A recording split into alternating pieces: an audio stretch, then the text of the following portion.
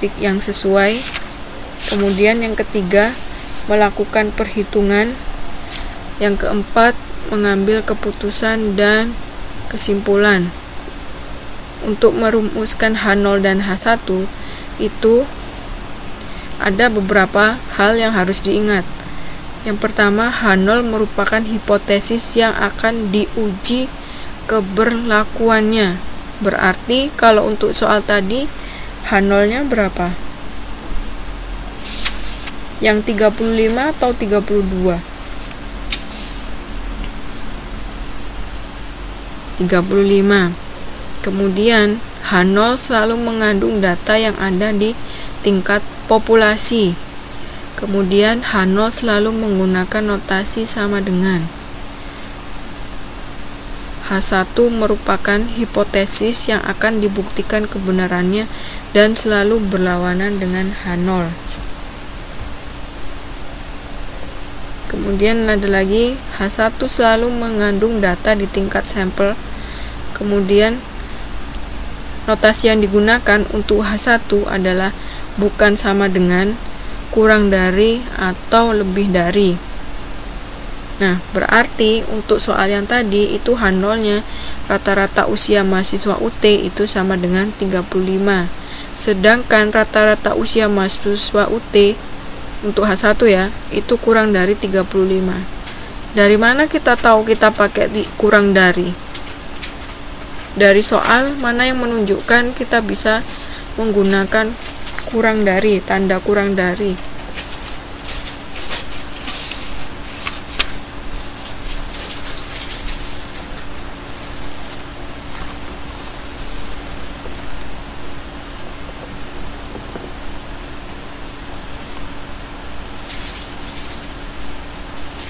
Ada yang tahu kenapa kita menggunakan kurang dari? Kenapa enggak tidak sama dengan atau lebih dari?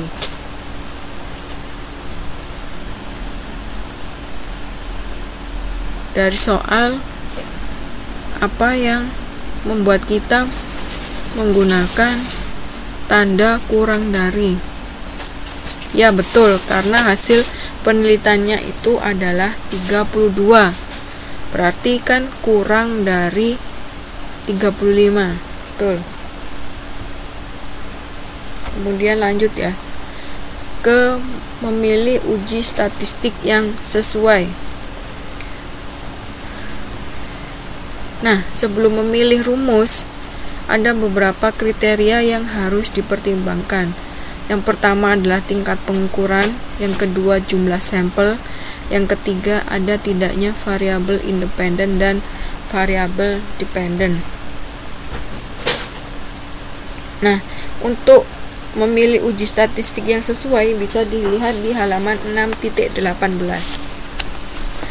Di sini untuk modul 6 itu saya hanya sekilas ya, karena nanti mereka uji statistiknya ini akan dibahas di modul selanjutnya. Jadi ini hanya untuk membedakan mana yang mau dipilih berdasar kriteria tadi, tingkat pengukurannya, jumlah sampelnya, kemudian ada tidaknya variabel independen dan variabel dependen. Yang pertama, uji statistik untuk satu sampel.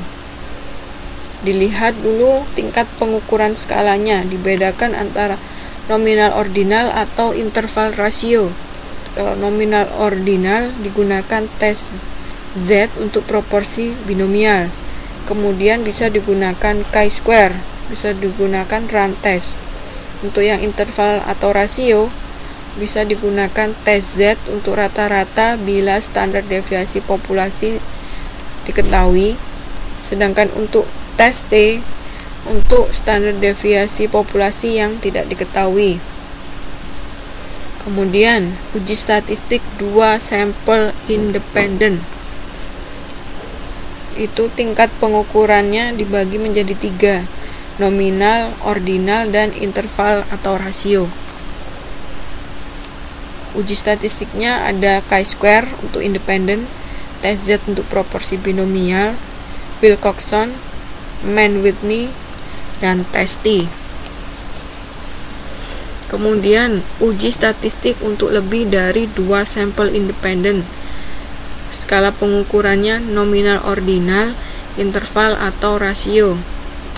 Menggunakan chi-square untuk independen, Kruskal-Wallis, dan analisis varians.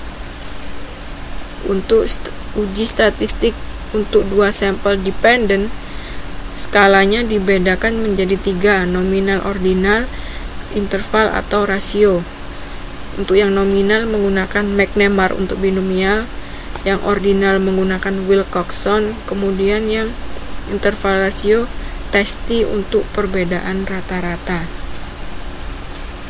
Kemudian ada catatan ya, apabila dalam satu kasus ternyata ada 2 skala yang berbeda, maka skala yang terendah digunakan sebagai dasar untuk menentukan pemilihan uji statistik.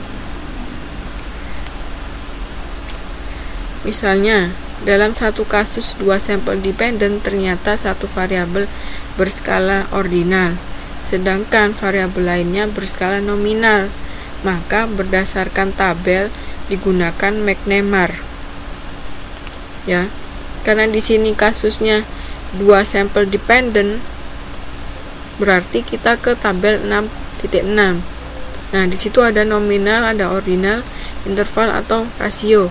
Karena skala yang terendah adalah nominal, maka digunakan McNemar. Oke. Kemudian kita ke menentukan taraf signifikansi alfa. Maksud pertanyaannya Mbak Siti gimana? Uji statistik itu untuk menggunakan maksudnya saya nggak ngerti. Untuk memudahkan, mungkin gini, untuk memudahkan Mbak Siti, itu nanti ada di modul-modul berikutnya Mbak. Tabel yang ada di belakang itu bisa dipakai tergantung uji yang digunakan. Kalau uji Z berarti kita pakai tabel normal. Kalau uji T kita pakai tabel T. Nanti di belakang ada uji Friedman, uji apa aja di situ ada. Ya, makanya saya untuk yang modul 6 ini hanya cara memilihnya saja ya. Untuk selanjutnya apa itu uji chi-square, yang Kruskal-Wallis itu nanti berikutnya. Itu. Kita lanjut ke menentukan taraf signifikansi alfa. Besar kecilnya tingkat signifikansi yang diberikan memberi pengaruh pada besar kecilnya kemungkinan kita menolak H0. Misal ya, ada di halaman 6.20 misalnya yang digunakan alfanya 0,01, digunakan uji 2 sisi, maka nanti tabel normalnya itu alfanya ini dibagi 2,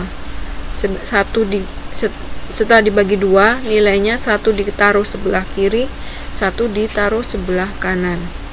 Nah, dari gambar yang ada di situ berarti kita bisa lihat kan, untuk nilai confidence interval 99% itu daerahnya lebih luas daripada yang 0,9. Biasanya yang digunakan itu adalah 0,95.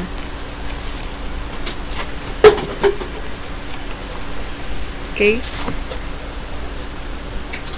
Kemudian ke perhitungan. Nah, untuk yang perhitungan dalam kasus mahasiswa UT itu kita gunakan rumus tes Z, di mana mu-nya 35,